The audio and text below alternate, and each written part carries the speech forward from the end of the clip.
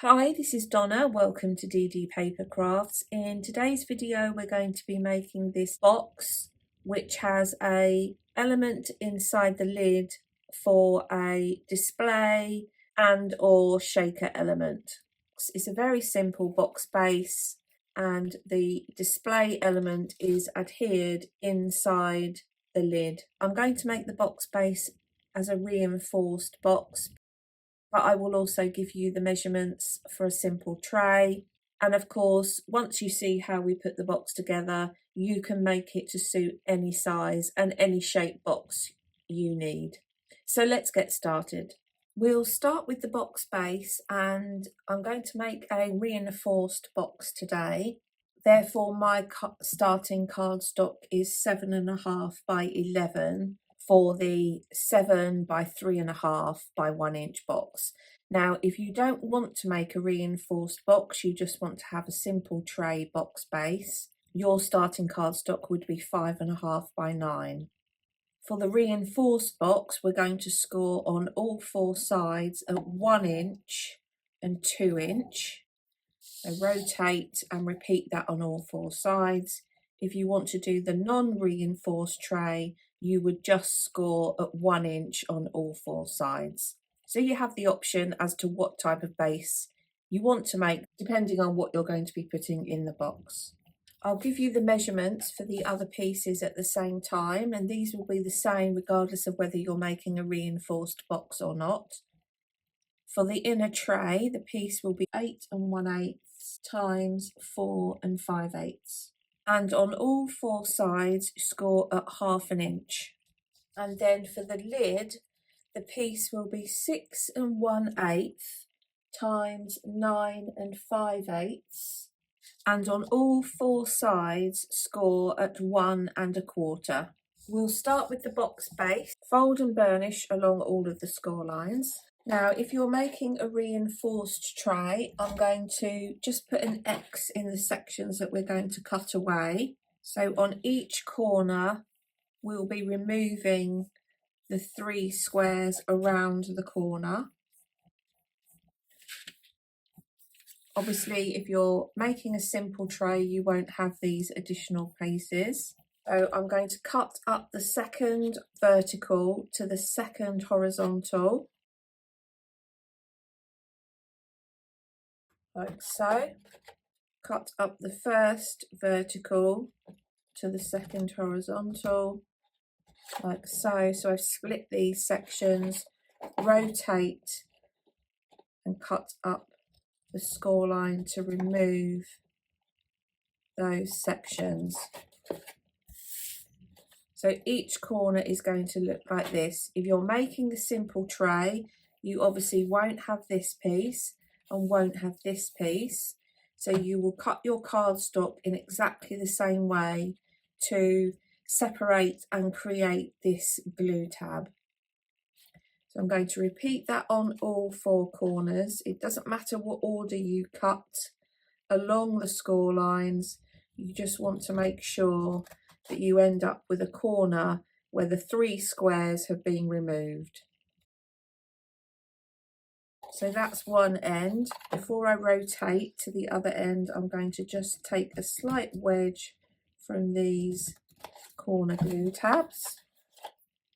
And again, you'll do this regardless of what box base you're making.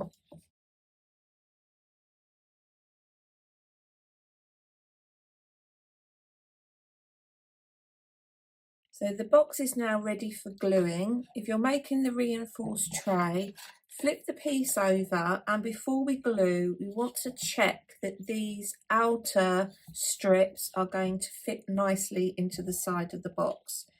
So I'm going to pull my box together as if I was going to glue it. Pull up the sides and then fold in the outer rectangles. So I'm forming the box, but at this point I'm not gluing it. And I just want to check that I'm not going to need to cut anything off of the side reinforcement elements, that everything, when it's adhered, is going to slot nicely into the box. So I'm going to bring the tray together. I can see that that is going to fit in there nicely, and I'm not going to need to trim anything off of these outer edges before I glue the box together. So we'll construct this as we would in any simple tray by adding glue onto the corner glue tabs. I'm going to do both at the same time.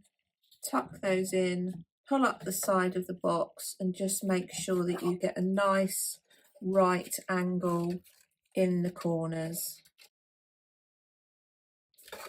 I'm going to do that at the other end. I'm going to use my construction glue, add glue to the additional panels and secure these into place on the inside of the box.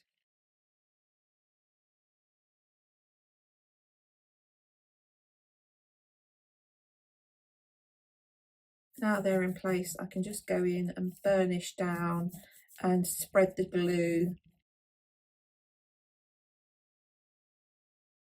So that's my reinforced tray. We're now going to make the lid element of the box, and this is the section that's going to have the aperture cut out of it. I'm going to have a border which is 3/8 of an inch.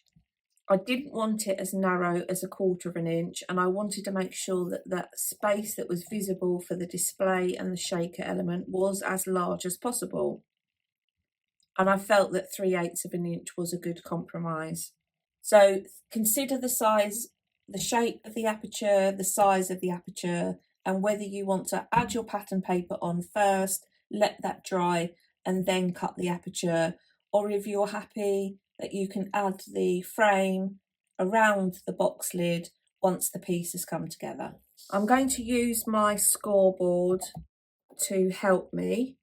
And as I said, I want a 3/8 of an inch frame. I'm going to line my ruler up 3/8 of an inch from the score line. Make sure my ruler's running vertically. And I can start my pencil marks 3/8 of an inch from this score line and just draw a pencil mark in lightly. Is effectively where I'm going to cut with my craft knife. I'll do the same here.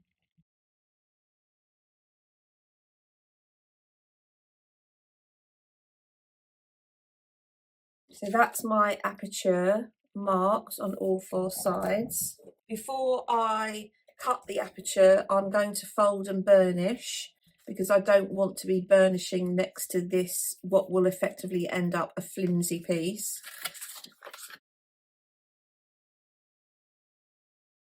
We can now cut the piece. We'll have the glue tab, corner glue tabs running into the longer side. So we're going to cut this as we would any simple tray by cutting up the score line like so to release this corner tab and then take a wedge.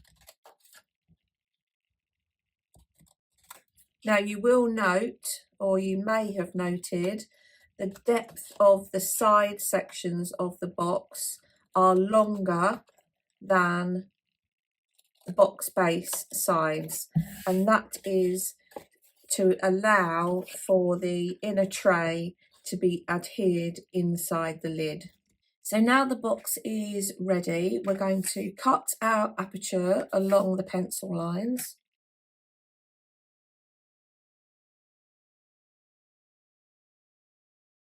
That's my aperture cut. I'm just going to get rid of any of the pencil lines that are left behind. I've cut myself a piece of acetate, which is 6 3/4 by 3 3/8. So that's just going to give me a nice overlap around all of the sides. So I'm going to add that into place on the underside with some red liner tape. And I'm going to add the red liner tape to the acetate so I know that it's going to be in the right place on all the edges. I'll just give that a quick squirt with some rubbing alcohol just to clean that off. And now I'm going to remove the red liner tape and stick this into place. And now we can add our glue to our corner tabs and create our lid. Pull up the sides, get a nice neat right angle, and repeat that on all four corners. We're now going to work on the display element. Fold and burnish along all of the score lines. So we're going to cut this and make a simple tray, much the same as we did the lid of the box.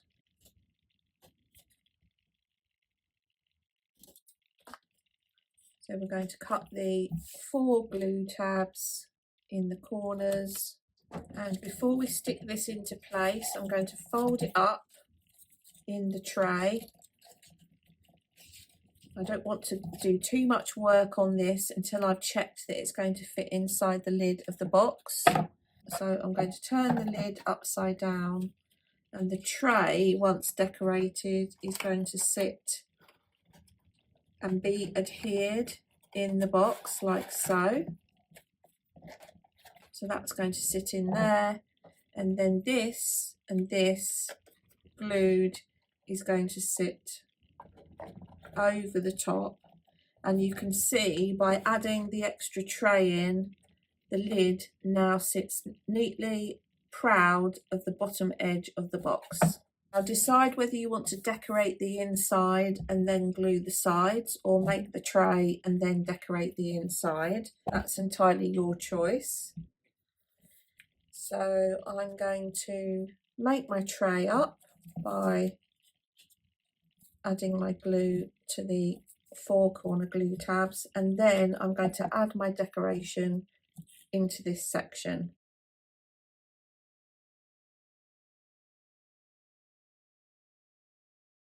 I've added the paper elements into my display tray, and I do want to have some shaker sequins in here as well. I'm going to use my anti-static bag just to wipe over the acetate, which should stop the sequins from sticking.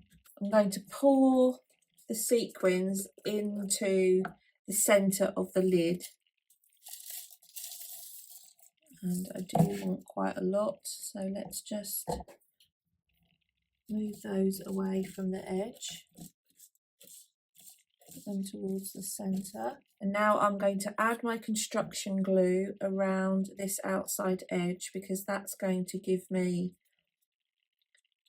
the wiggle room, and position this inside the lid. Now the thing to be aware of is if you've added your pattern paper onto the front already for your frame, is that directional? And if so, you want to make sure that you add this display element in the right direction. So this is going to sit down inside. I can push that down to the front. So my tray is now stuck in place, and you can see I've got my sequins secured in the top, and the lid fits over the base like so. So there we have the finished box. I've added the pattern paper on,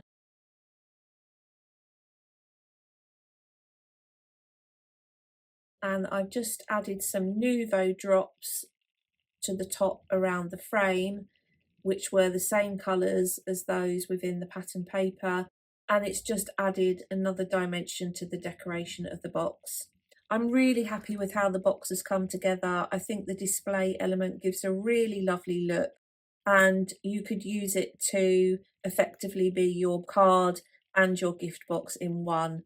You can make the display tray inside any size box lid, and it's suitable for any occasion. So there we have today's project. I hope you've enjoyed today's video. If you haven't done so already, please consider subscribing to the channel. And until next time, thanks for watching.